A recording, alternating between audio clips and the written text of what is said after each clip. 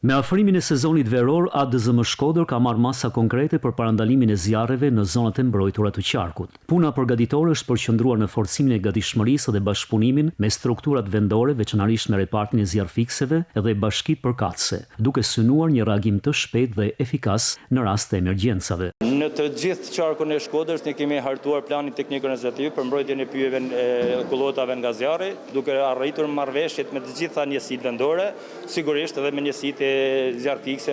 Krahas angazhimit të institucioneve, ajo që vlerësohet si më rëndësishme është ndërgjegjësimi i komunitetit dhe vizitorëve për shmangjen e zjarreve të shkaktuara nga pakujdesia njerëzore. Më e rëndësishmja është të kemi një ndërgjegjësim të komunitetit dhe vizitorëve në pyje, sepse jo çdo sipërfaqe mund të mbalohet me punën e shtetit. Dhe informacioni në kohë është shumë i rëndësishëm dhe sigurisht mos ndezja e zjarreve, dhe nëse bëjmë piknik, ata pasi të ndezin zjarret për piknik, të kenë kujdes që ta fikullin dhe ta ndezin atë vende më të përshtatshme mos kemi përhapje zjarrit. Gjatë vitit 2024 në Shqipëri janë regjistruar gjithsej 168 zjarre në pyje, të cilat kanë përfshirë një sipërfaqe mbi 46.000 hektar, që përbën një nga nivelet më të larta të dëmeve të regjistruara në dekadën e fundit.